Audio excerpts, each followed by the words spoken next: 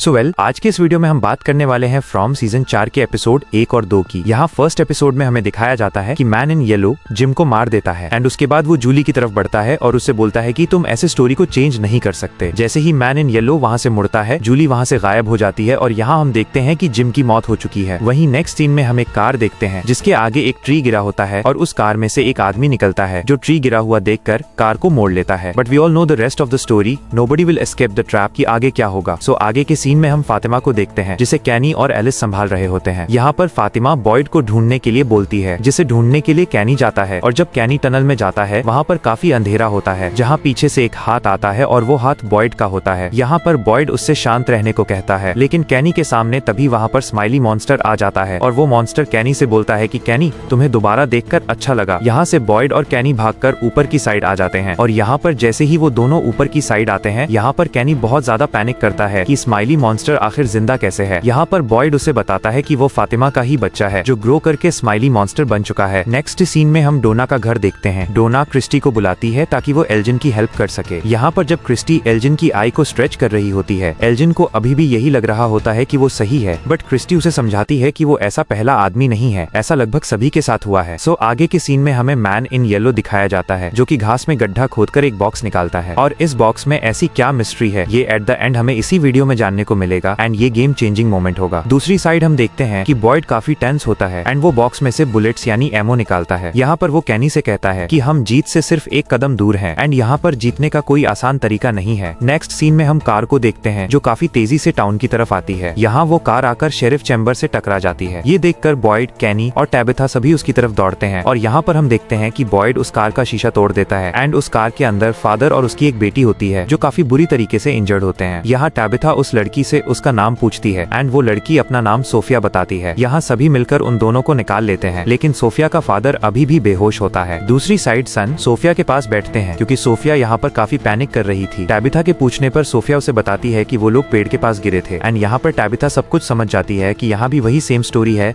कि पेड़ गिरता है और लोग इस टाउन में आकर फंस जाते हैं। जब जूली टैबिथा से बोलती है कि जिम अभी तक घर वापस नहीं आया, वहाँ टैबिथा उससे बोलती है कि वो समझदार है, रात होने से पहले घर वापस आ जाएगा। यहाँ हम देखते हैं कि जेड आकर टैबिथा से बात करने बोलता है, बट टैबिथा यहाँ पर फ्रस्ट्रेट होकर बोलती है कि हम यहाँ पर काफी सेंचुरीज से रीइनकार्नेट हो रहे हैं बट अभी तक सिचुएशन सेम है। यहाँ टैबिथा उससे बोलती है कि हम किन बच्चों को बचा रहे हैं जो ऑलरेडी मारे जा चुके हैं। यहाँ जेड उससे बोलता है कि हम सब मिलकर इसका सॉल्यूशन निकाल लेंगे। यहाँ टैबिथा जिम के घर वापस न आने से काफी परेशान होती है एंड वो उससे बोलती है कि वो भी अपने घर वापस चला जाए। दूसरी साइड हम देखते हैं कि बॉयड काफी ज्यादा फ्रस्ट्रेट होता है। यहाँ कैनी उससे कहता है कि आज रात तुम्हें डोना के घर ही रुकना चाहिए और यहाँ पर जब बॉयड डोना के घर में जाने लगता है, वहाँ रास्ते में उसे अकोस्टा मिलती है और यहाँ पर अकोस्टा बॉयड को बुरा भला कहने लगती है क्योंकि वो एल्जिन की ऐसी हालत का जिम्मेदार बॉयड को मानती है। एंड यहाँ पर बॉयड अकोस्टा से कहता है कि तुम्हें इस समय टाउन में अकेले नहीं जाना चाहिए, तुम्हें मॉन्स्टर मार देंगे क्योंकि जल्द ही रात होने वाली है। बट यहाँ पर अकोस्टा उसकी बात नहीं मानती एंड वो वहाँ से चली जाती है। सो आगे हम देखते हैं कि बॉयड फातिमा को बताता है कि तुम्हारा बच्चा स्माइली मॉन्स्टर बन गया है। यहाँ पर फातिमा काफी ज्यादा गुस्सा करती है क्योंकि वो जानती थी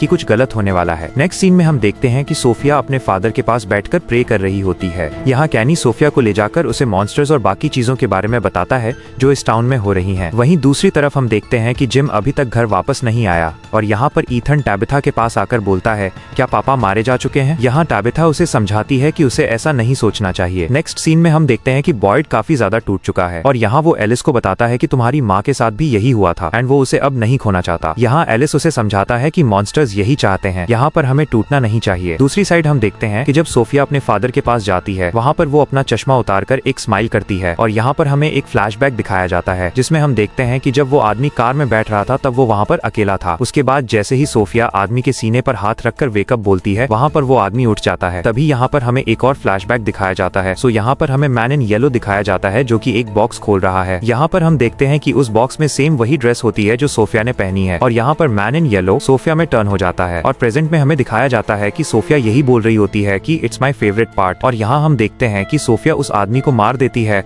और वहीं उस आदमी की डेथ हो जाती है और यहाँ पर भी लास्ट में सोफिया यही बोलती है, इट्स माई फेवरेट पार्ट। और इसी सीन के साथ एपिसोड फर्स्ट का एंड हो जाता है। सो अब बात करते हैं फ्रॉम सीजन 4 के एपिसोड 2 की। एपिसोड 2 की स्टार्टिंग भी वहीं से होती है जहाँ पर एपिसोड 1 की एंडिंग हुई। यहाँ हम देखते हैं कि जब कैनी रात को सोकर उठता है तब सोफिया वहाँ से गायब होती है। कैनी को बाहर की तरफ से सोफिया के चिल्लाने की आवाज आती है और जब कैनी बाहर जाता है वहाँ वो देखता है कि सोफिया वहाँ पर रो रही होती है और वहाँ पर उन उन दोनों के पास मॉन्स्टर्स आ जाते हैं एंड वहाँ पर कैनी सोफिया को पकड़कर अंदर ले जाता है। यहाँ हम देखते हैं कि सोफिया कैनी के सामने सैड होने का ड्रामा करती है एंड वो उससे कहती है कि मेरे फादर अब मर चुके हैं। नाउ आगे हम देखते हैं कि जब एल्जिन अपने रूम से बाहर आता है वहाँ पर उसे बॉयड मिलता है, जिसे वहाँ पर देखकर एल्जिन शॉक हो जाता है और यहाँ पर बॉयड उसे रूम में जाने के लिए बोलता है, बट एल्जिन यहाँ पर काफी डरा हुआ होता है। रूम में ले जाने के बाद बॉयड उसे समझाता है कि लोग जानना चाहेंगे कि तुम्हारे साथ आखिर ऐसा क्या हुआ और जिसे जानने के बाद लोग वहाँ पर टूट सकते हैं, और वो एल्जिन से कहता है कि तुम्हें मेरे लिए ये बात सबसे छिपानी होगी। नेक्स्ट सीन में हम देखते हैं कि जब सुबह हो जाती है बट जिम अब भी घर वापस नहीं आता है और यहाँ हम देखते हैं कि बॉयड डोना के घर में देखता है कि एक अजीब सी चीज वॉल पर लटकी हुई है, जिसे देखने के बाद वो तुरंत उसके पास जाता है, जिसे अकेला देखकर बॉयड समझ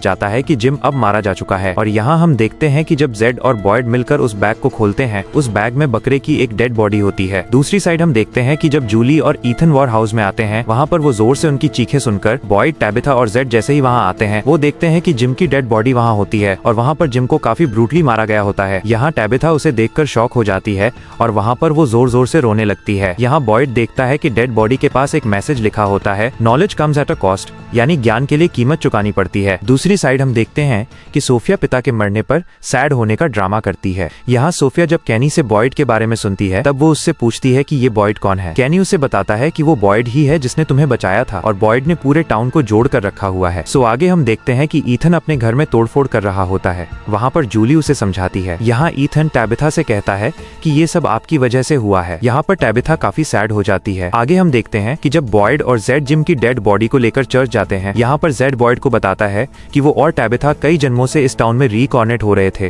क्योंकि वो उन 7 बच्चों को नहीं बचा पाए थे एंड वो बच्चे उनसे बार बार अनक्वी बोलते हैं, जिसका मतलब पहले जेड नहीं समझ पाया था बट अब वो समझ जाता है कि इसका मतलब है याद करना। यहाँ जेड बॉयड से बोलता है कि इस सिचुएशन में यही हमारा नॉलेज है। यहाँ बॉयड उससे पूछता है कि तुम मरे हुए बच्चों को कैसे बचाओगे। जेड बोलता है कि मुझे नहीं पता बट मैं इस चीज पर काम कर रहा हूँ। दूसरी साइड हम देखते हैं कि जब कैनी और सोफिया टाउन में आते हैं तब सारा उन्हें बताती है कि जिम अब मारा जा चुका है। यहाँ सोफिया कैनी से हॉस्पिटल जाने के लिए बोलती है एंड वो उससे बोलती है कि मुझे अपनी न्यू क्लासेस लेनी है। यहाँ सारा सोफिया की हेल्प करने के लिए रेडी हो जाती है एंड वो उसे डाइनर की तरफ ले जाती है और जब वो दोनों डाइनर में आती हैं तब वहाँ पर अकोस्टा होती है। यहाँ अकोस्टा काफी डरी हुई होती है बट वो सारा के पूछने पर उसे कुछ भी बताने से मना कर देती है। दूसरी साइड हम देखते हैं कि जो जूली बाहर आकर रैंडल से मिलती है। यहाँ जूली रैंडल को बताती है कि उसके फादर अब मारे जा चुके हैं। यहाँ जूली रैंडल को अपनी हेल्प के लिए बोलती है। यहाँ जूली रैंडल से बोलती है कि मुझे पत्थरों वाली जगह पर जाना है जिससे मैं अपने फादर को बचा सकूं। सो आगे हम देखते हैं कि जब टैबिथा उस मैसेज को मिटा रही होती है तभी वहाँ पर जेड आता है। यहाँ पर टैबिथा काफी फ्रस्ट्रेट होती है एंड वो जेड को वहाँ से जाने के लिए बोलती है। यहाँ जेड उससे बोलता है कि ये सब सिर्फ हमें डराने के लिए किया गया है